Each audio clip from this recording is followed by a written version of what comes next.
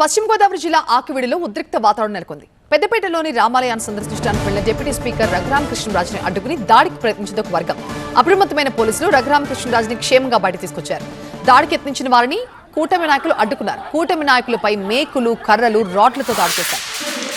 Just ఇప్పుడే అందినటువంటి ఒక వార్తా కథనాన్ని మీ దగ్గరకు తీసుకొస్తున్నానండి. నిజానికి ఎలాంటి ప్రిపరేషన్ లేకుండా విన్న వెంటనే మీకు ఈ కథనాన్ని చేరవేయాలని, విన్న వెంటనే, తెలిసిన వెంటనే, చూసిన వెంటనే, నాకు చేరిన వెంటనే దీని మీద నేను రియాక్ట్ అవుతున్నాను అని ముందుగా మన వ్యూవర్స్ అందరికీ తెలియజేసుకుంటున్నాను. ఈరోజు శ్రీరామ నవమి మీ అందరికీ కూడా తెలిసిందే. మన హిందూ సోదరులు సంతోషంగా, ఆనందంగా ఈ కార్యక్రమాలు బహుశా జరిగించుకున్నారని నేను భావిస్తున్నాను. సుమారుగా ఇప్పుడు టైము 6 గంటలు దాటింది.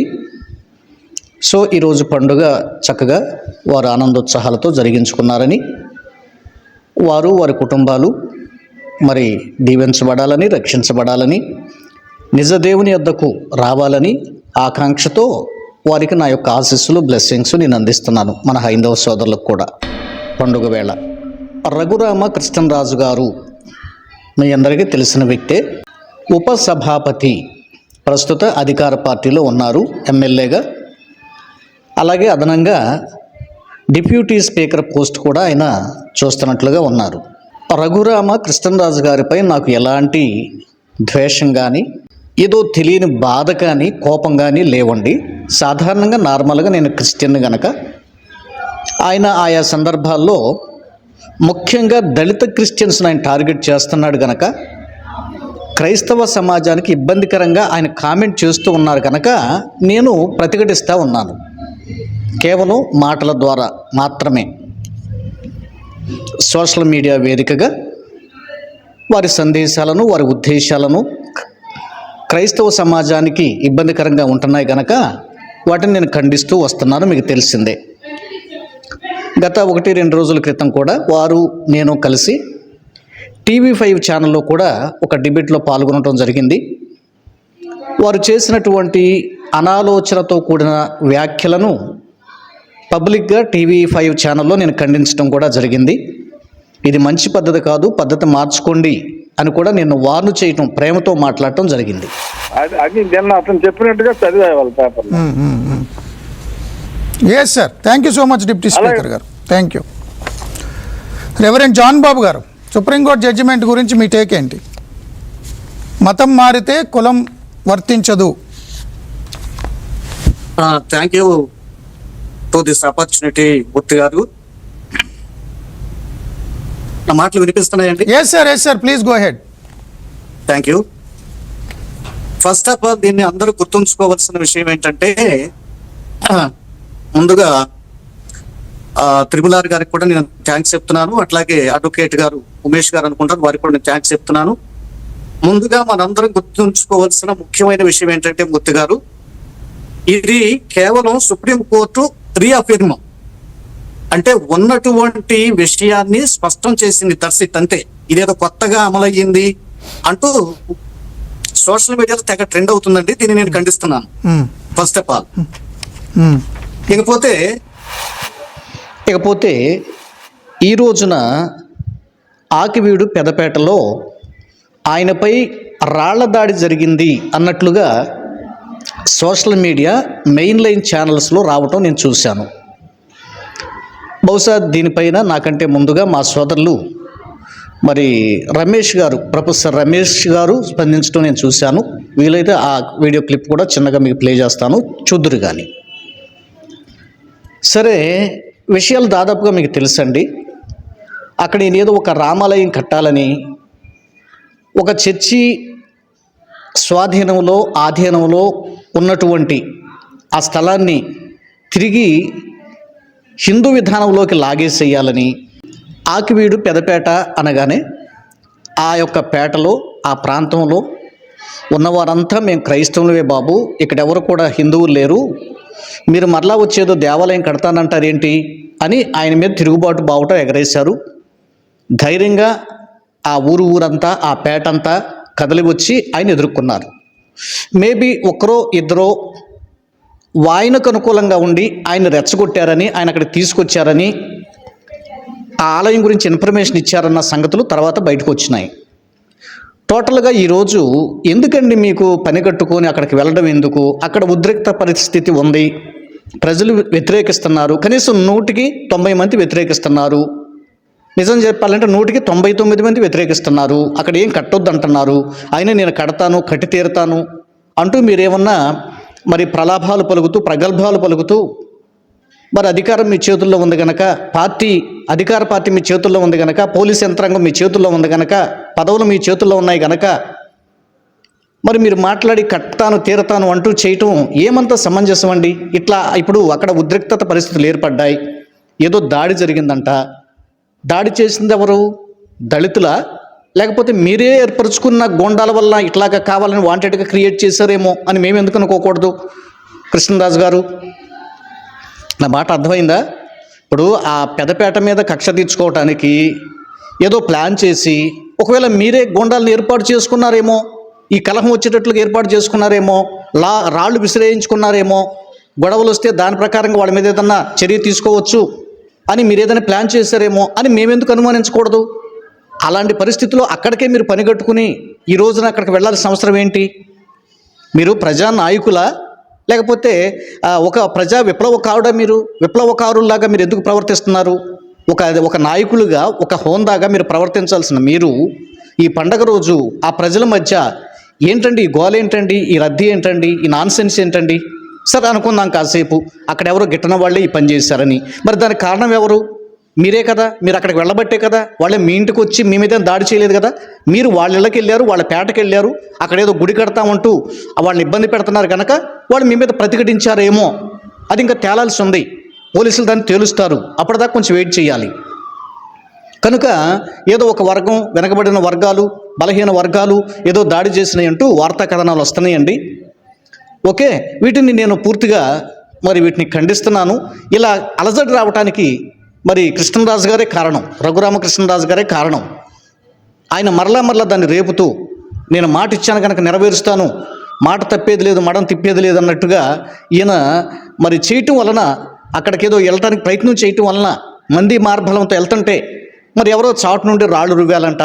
తర్వాత రఘురామకృష్ణరాజు గారికి కాదు కానీ వారి తరపున ఎవరికో చిన్న దెబ్బలు తగిలినాయంట చిన్నగా. చూసారా? మరి తర్వాత వెంటనే పోలీసులు స్పందించారంట, అక్కడికి వచ్చారంట, గుంపుని చెదరగొట్టారంట. ఈ తతంగం అంతా ఎందుకు జరిగిందండి? కారణం ఎవరండి? మూలం ఎవరండి? డిప్యూటీ సభాపతి అయినటువంటి మీరే కారణం. ఇప్పుడు ఆ వివరాలు ఏంటో మీకు చూపిస్తాను, చూడండి. నేను మరలా చెప్తున్నాను, రఘురామకృష్ణరాజు గారి వారిపైన నాకు ఎలాంటి వ్యక్తిగతమైనటువంటి విద్వేషం, ద్వేషం, కోపం లేవు.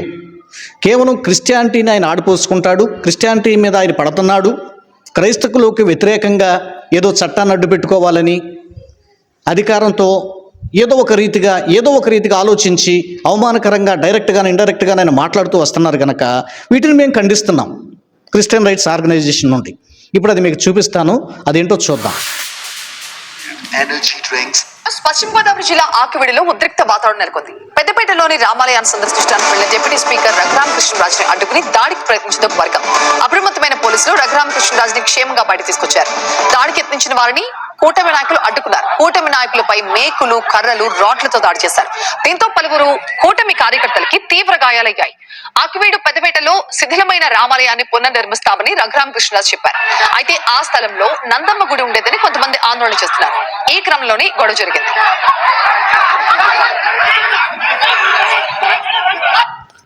ఇక్కడ అర్థమవుతుంది కదండి, ఆ వాస్తవంగా అసలు అది శ్రీరాముడికి సంబంధించిన గుడి కాదని. అసలు ఆదిలో ఒక 60-70 సంవత్సరాల క్రితం అక్కడ నందమ్మ గుడి అంటే మరొక ఏదో దేవతకు సంబంధించిన గుడి ఉండేదని, అసలు అక్కడ పుట్టుక అక్కడ పుట్టి పెరిగినటువంటి వాళ్ళు చెప్తున్నారు. మరి మధ్యలో మీకెందుకండి, నేను రాముడి గుడి కట్టేస్తాను, అక్కడెవరో మధ్యలో తీసుకెళ్ళి రాముడికి సంబంధించిన విగ్రహాన్ని, ఆ పటాలను ఏయో కొంతకాలం తర్వాత ఇదే పెట్టారంట. ఇది అక్కడ వాస్తవం, ఇది అందరికీ తెలిసిందే. కానీ ఇంక మాట అన్నాడు కనుక వెనక తగ్గేది లేదన్నట్లుగా ఇలా బిహేవ్ చేయటం ఏంటండి?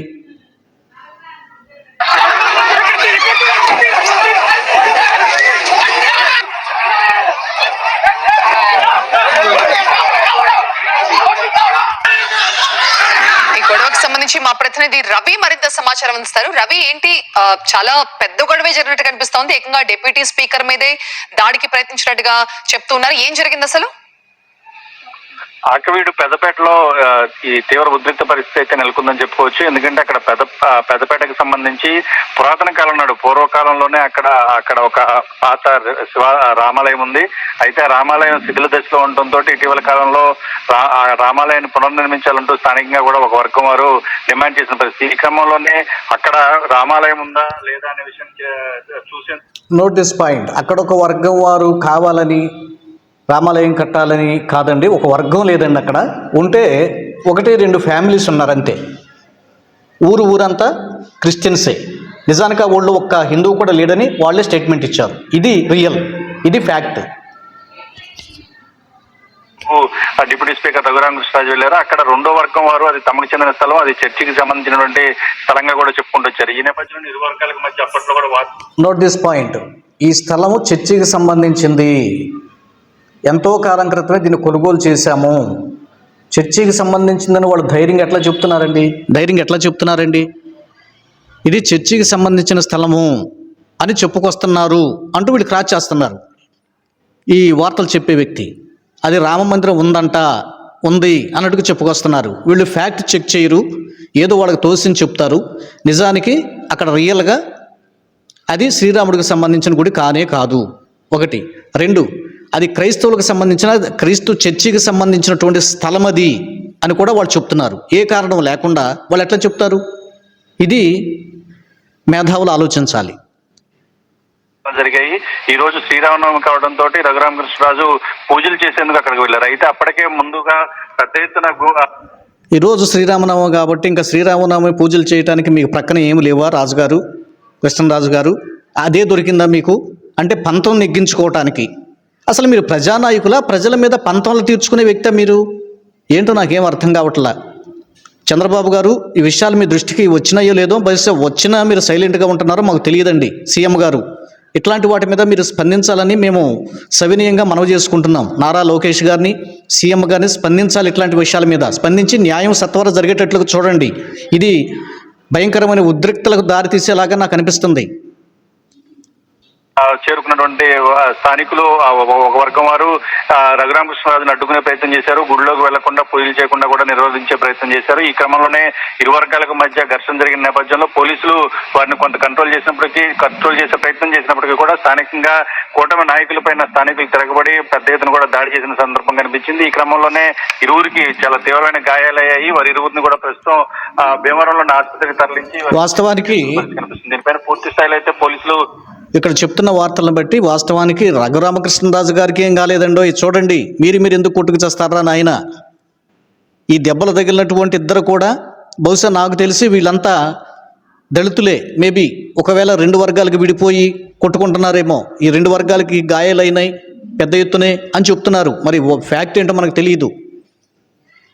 ఏమండి, ఏదో అన్నట్టుగా వాళ్ళు ఆయన బాగానే ఉన్నాడు, చేస్తున్న వ్యక్తి బాగానే ఉన్నాడు, మధ్యలో వీళ్ళు కొట్లాడుకొని వీళ్ళు తలకాయలు పగల కొట్టుకొని హాస్పిటల్కి జాయిన్ అయ్యి ఇదంతా నాన్సెన్స్. ఏంటిది? అజ్ఞానంగా ప్రవర్తించపాకండి. కాలం మారింది. ఇంకా చెప్పు చేతుల్లో బానిసలుగానే బ్రతకాలనుకుంటున్నారా? స్వతంత్రంగా బ్రతకటానికి అవకాశం లేదా మీకు? ఆలోచించండి. కనుక ఈ విషయాల సారాంశాలు ఇవ్వండి. మరి ఈ విషయం తెలిసిన వెంటనే మీకు కూడా తెలియచేయాలని నాకు ఆసక్తి కలిగింది కనుక నేను వెంటనే ఉన్న పళంగా ఈ వార్తా కథనాన్ని మీ దగ్గరికి తెచ్చాను. కనుక మరి మీకు దీని గురించి ఇంకా సవివరంగా తెలిస్తే కామెంట్ రూపంలో రాయండి. దీనిపైన మీ అభిప్రాయాలు కూడా కామెంట్ రూపంలో తెలియచేయండి. జరిగిన విషయాలు తెలిసినాయి కదా.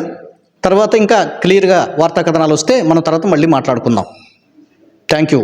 God bless you. మీ అందరికీ వందనాలు.